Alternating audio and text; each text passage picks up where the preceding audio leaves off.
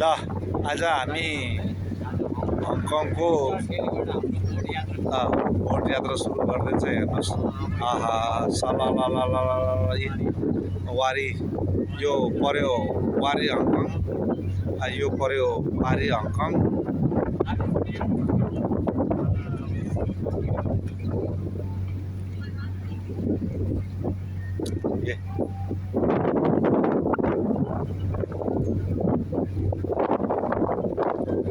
बोट यात्राको लागि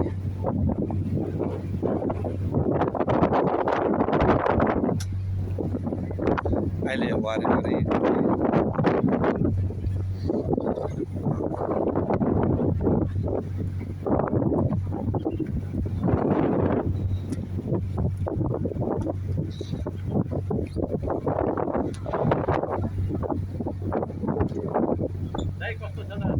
एकदमै ठिक, रमाइलो। अब यहाँभन्दा कति रमाइलो जिन्दगीमा यस्तो मौका कहाँ पाउने रहेछ र। आज हाम्रो संजोगले हङकङ आउने अवसर मिले, त्यसले गर्दाखेरि चाहिँ आज भाइहरूको मेहरबानीले आज हङकङको यो जोर्डन बजार र यो समुद्रमा पार गर्ने अवसर मिल्यो।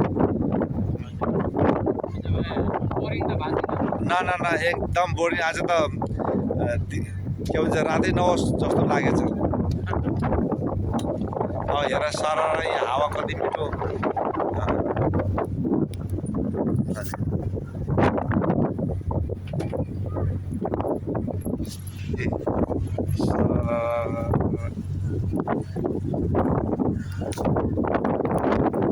अब यसरी अल्को बिल्डिङमा है सर यसरी चाहिँ इन्जोय यसरी हेर्नुहोस्।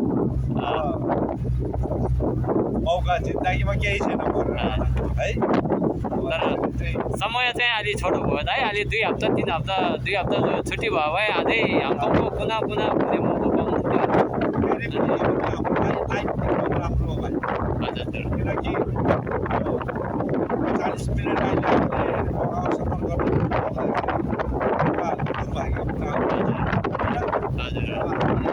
नेपालको कुनाकुनी मान्छेहरू आज आएर राम्ररी चलचित्रले गर्दाखेरि मलाई यो हङकङ आउने अवसर मिल्यो। मेरो चलचित्र के भन्छ युनिटलाई म धन्यवाद दिन चाहन्छु। जस्तो मेरो डाइरेक्टर मेरो हामी छोरा विवेक राम, त्यसपछि मलाई यो आउने अवसर मिलाएर चाहिँ यहाँ ल्याइदिनु भएको मेरो आफ्नै मित्र भाइ भोटेडावासी अहिले हङकङमा आएर बसोबास गरेको लगभग 25 वर्ष मेरो भाइ भरत भले भाइ, श्याम भाइ लगायतको सबै मेरो भोटेडार जनवासी दाजुभाइहरूले मलाई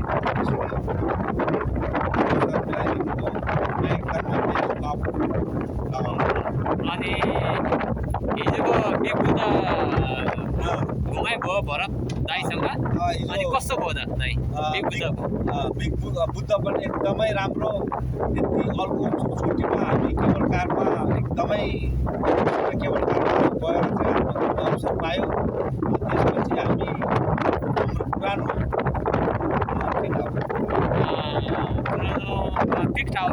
पुरानो बिग टावरमा गएर हाम्रो हङकङको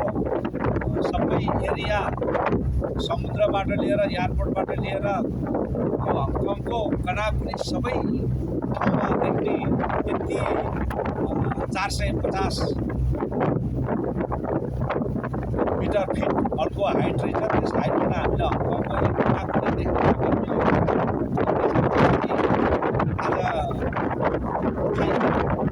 आज चाहिँ 1000 बुद्ध आज हामी 1000 बुद्ध भर्खर 2 घन्टा बुद्ध तल लगभग तपाईँको 1000 मिटरको बाटोमाथि सबै पुगेछ थकाइ पनि लाग्यो अहिले हामी स्टार फेरीबाट जोर्डनको अहिले स्टार फेरीबाट समुद्रमा बोट यात्रा गर्दैछौँ 40 मिनट हुन्छ धन्यवाद नमस्कार ल मेन घले भाइ कस्तो लाग्यो तपाईँलाई आज दाइलाई तपाईँलाई यो घुमाउने अवसर मिल्यो हजुर के भन्न चाहन्छ अब हङकङमा बसेछ भन्छ हामी पनि खासै त्यति घुमिँदैन अब यस्तै मौका चान्सले दाइहरू अब नेपालबाट आउनुभयो भने कतै कुनै देशबाट अब भिडमा आयो भने पनि हामीले पनि एउटा घुम्ने अवसर पाउने हो अरू बेलामा त काममा जाने आउने त्यस्तै मात्रै हुन्छ हाम्रो यस आज चाहिँ दाइसँग घुम्यो अब थाउजन्ड बुद्ध हिजो भरत दाइसँग दाइलाई चाहिँ बिग बुद्ध घुमाउनु लानुभयो स्टार फेरी घुमाउनु लानुभयो अब भोलि म थाउजन्ड बुद्ध घुमेँ अनि स्टार फेरी वरिपरि घुमेँ त्यसपछि बोट चढेर हामी अहिले चाहिँ यो बोटमा यो स्टार फेरीदेखि 40 मिनटको यात्रा गरिरहेछौँ पुरा पारी हङकङ वारी हङकङ पुरै घुम्ने रहेछ भनौँ न त्यसले गर्दाखेरि मौसमले पनि साथ दिएछ भन्ने मात्रै तपाईँले पनि यो मौका पाउनु भएन अब काममा बिजी पर्यो होला त्यसले गर्दा पनि तर हामी धेरै घुम्न त घुम्छौँ एकदमै 2 वर्ष 3 वर्षमा एकचोटि दुईचोटि यस्तो मात्रै घुम्छ सधैँ प्रायः घुमिन्छ त्यही हो फेरि पनि आज यसरी मेरो लागि फेरि पनि आज अब दाइको लागि तपाईँले आफ्नो यति अमूल्य समय लिएर यसरी बिग बुद्ध यो के भन्छ हङकङको थाउजन्ड बुद्ध लगायत यो वारी हङकङ पारी हङकङ यसरी बोर्डमा यसरी घुमाउने अवसर मिलाइदिनु भएकोमा एकदमै मेरो तर्फबाट मेरो हृदयबाटै यहाँ हङकङमा रहनुहुने सम्पूर्ण मेरो भोटेवडा लमजुङको दाजुभाइहरूलाई म यहीँबाटै सबैले सम्मान गर्न चाहन्छु अब हामी आइतबार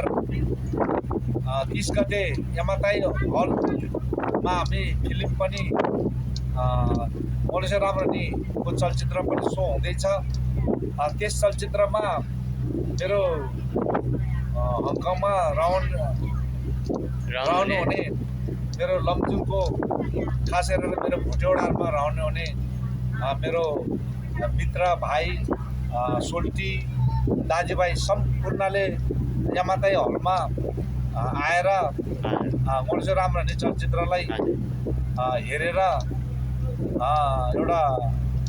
वातावरण मिलाइदिनु हुन म यहीँबाट पनि तपाईँहरूलाई आह्वान गर्दछु धन्यवाद अनि अरू त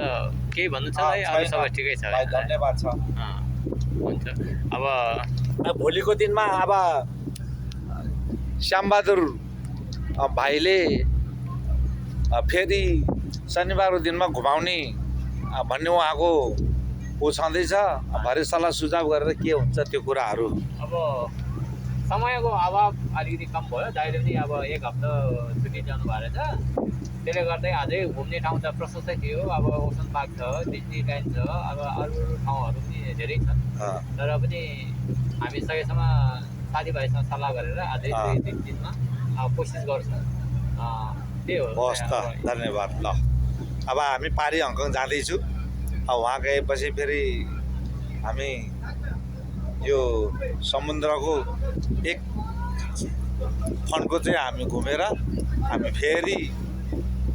जोर्डन बजार हुँदै हाम्रो आफ्नो लिभिङतिर फर्किने यात्रा गर्दैछु ल धन्यवाद